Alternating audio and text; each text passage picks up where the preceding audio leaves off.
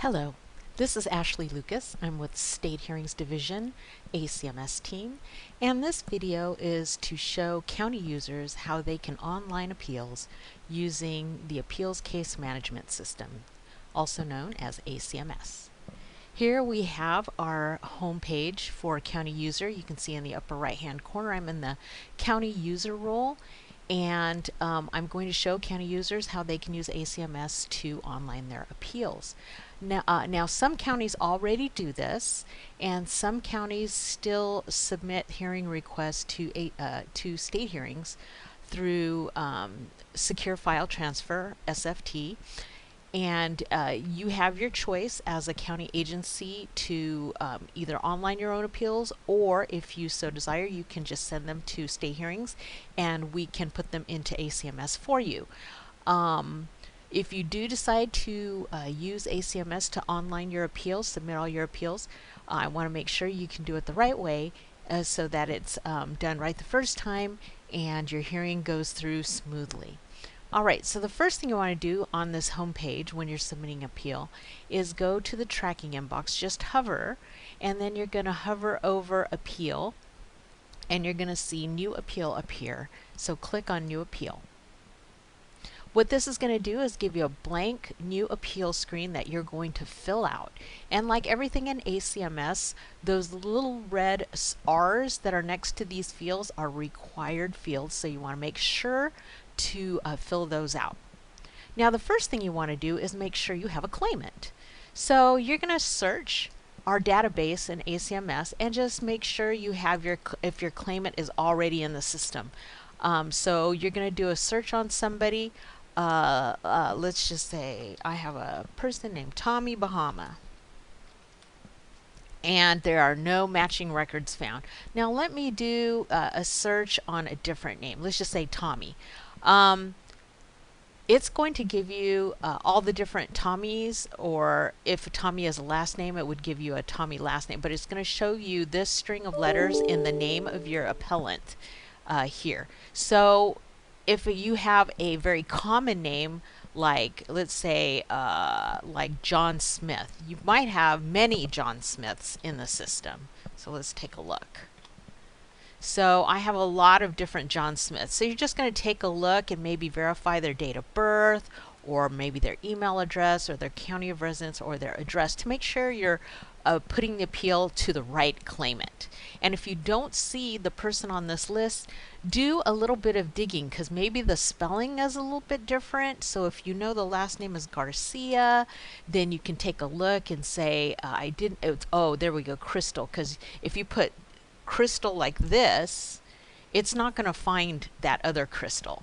So so do a little bit of digging to make sure that you're not putting in a profile that you don't need to. So let's go back to Tommy Bahama. And I'm doing my search, and I see there is no matching records for Tommy Bahama. So I know I'm going to have to do a brand new profile for Mr. Bahama. So I'm going to hit this new claimant button, and it's going to open up a little window for me to create a profile for Tommy Bahama. So I'm going to start to fill it out, and you can put as much information as you like on this this profile screen. Definitely you're going to want to fill out the little red R's, because those are required, but everything else is optional. But a lot of people do fill out all the information.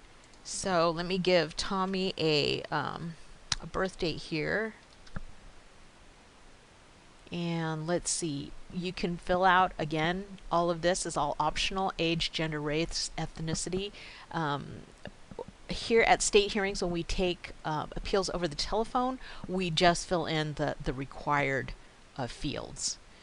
Let's say that Mr. Bahama speaks Tagalog, and he needs an interpreter. I'm going to say yes. And then Mr. Bahama likes to get everything by email. So once you choose email address, if you slide down here, the email address becomes a required field. Now, if you were to choose postal system, now all of the postal address fields become required. So it's up to the claimant how they want to get their information, whether they want to get it in the mail or if they want to get it via email. So let's just say that Mr. Bahama likes to get everything via email. So I'm going to pick his county of residence, USA, that's good. His email address, tommy.bahama@test.com. All right. So even though these fields aren't required in there, if you happen to know them, it probably wouldn't hurt to put them on there so that you have them. Let's see, El Dorado, let's say Placerville, California. Okay, so even though they're not required, if you happen to know that, and the other one is the phone number. Phone number we always like to have because sometimes you need to you have a quick question, you want to give the claimant a call and ask them. So I always like to put as much information as far as email, postal mail, and primary phone number if you can, at least one phone number. And then if Mr. Bahama requires any special accommodations like oh, he has a wheelchair. So let's say he needs wheelchair access. So if Mr. Bahama ever gets an in-person hearing, we know to make sure that the location is wheelchair accessible. All right, so I think I filled out all my little red R's on my profile. So I'm going to slide down to the bottom and I'm going to hit the Save button.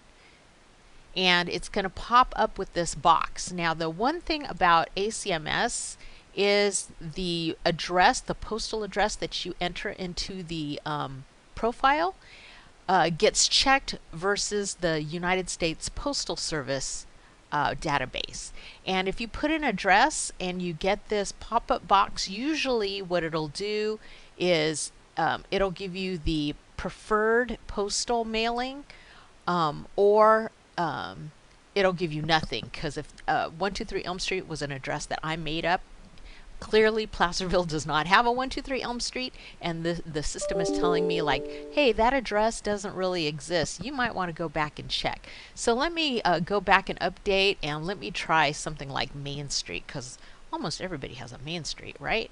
So let's try that and see if that works. Save. There we go. So this is a real address, 123 Main Street in Placerville. And see how it gives you the preferred way that the U.S. Postal Service likes to see it.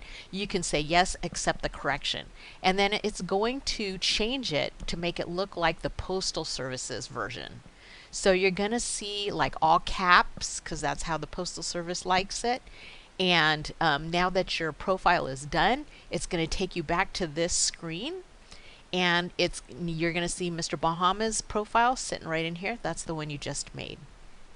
So let's click on Mr. Bahama's profile here. We've got it listed, and that is our claimant for this appeal. All right, so this type of hearing request, either it's going to be a verbal taken over the phone or a written, like he filled out maybe the NA Back 9. Let's say it's a written request, and you can put in the filing date. It could be either today's date or maybe if you got it in the mail, whatever date that the Postal Service you know, the postmark. Review task required, always say yes on that review task. So what happens there is that somebody at state hearings is going to take a look at this appeal and just give it a once over and make sure that all the I's are dotted, all the T's are crossed, that the program matches with what's typed into the issue, that kind of thing. Make sure that the county is the county where the person lives, that type of deal. So it's always good to mark review. That way it gets kind of proofread for you. Now, if you suspect that the person who is filing this appeal is an improper claimant, you can say yes here, and then we will resolve that here at state hearings. If you do hit yes, what happens is a letter goes out to this person letting them know that you've been identified as an improper claimant. If you are an authorized representative for somebody, blah, blah, blah, please fill out this form, and they need to return that form. Does it stop the hearing from going? The answer is no. The hearing's still going to go forward, and the judge is going to determine right there as the first order of business whether this person is a proper authorized representative or not. Let's see. Again, we always stick with those little R's. You can put the other information in if you have it. So if the NOA number is available, you can certainly put that in. The responsible agency is going to be El Dorado County. If there are any other involved agencies in this appeal, you can just hit that little search button, and let's just say this is also Sacramento County is involved in this appeal. So you do a search for Sacramento and click on Sacramento County, and then you can just close this box off. And now we have El Dorado as the responsible agency, but Sacramento is also involved. The notice of action date, if you happen to know the date, you have the number, you probably know the date, so we can put the date in there. Now, the program that this person is appealing. So it could be any of these programs. These are the ones that we hear at state hearings. We hear cases for these different programs. So let's say that this is a CalWorks case. And then the sub-program, we'll just hit the drop down and see what's available to us.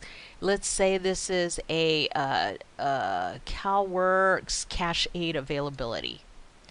And then the action being appealed, let's hit the drop down, see what's available to us. Let's just say a discontinuation. This person had CalWorks, now they were discontinued, and they're appealing that.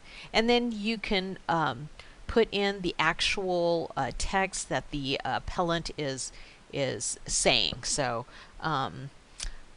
claimant was discontinued from CalWorks and doesn't think they should be discontinued. So as much detail as you can on the issue description, that'll help our judges decide, like, what is the person really asking for? What are they appealing? If they're appealing more than one issue, let's just say it's a CalWorks plus they have an appeal for CalFresh, you can also add that to this appeal. So you hit this add issue, and then you can put the notice of action date again. Maybe they got it on the same notice of action. I don't know if that ever happens in the county, or if you guys issue different notice of action for different benefits. So let's just say this is CalFresh, and they're appealing their discontinuance of CalFresh. Let's see, issuance amount. Let's say issuance amount. They got discontinued. All right. My claimants CalFresh was discontinued and should not have been. There you go. All right, so now you've got your issues in here, and then optionally, this information is for you county folks.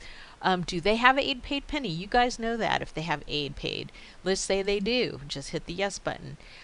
If the appellant has, let's say they haven't, they're being issued an amount and they want it to lower or stop until the judge decides what amount it should be, they can do that or not. This is to keep from having to pay back the county any monies that they were overissued. And then this part is for continued coverage for Covered California. So this appeal is not about Covered California, so I'm going to leave that one blank. Now you can see that the preferred language got pulled over from the claimant's profile, so it knows that this claimant likes Tagalog, and they need an interpreter. So let's say Mr. Bahama didn't specify any time, but sometimes claimants know, like, I can only go to a hearing in the morning or only in the afternoon because maybe they have childcare or they're taking classes or something like that. They can make that specification here.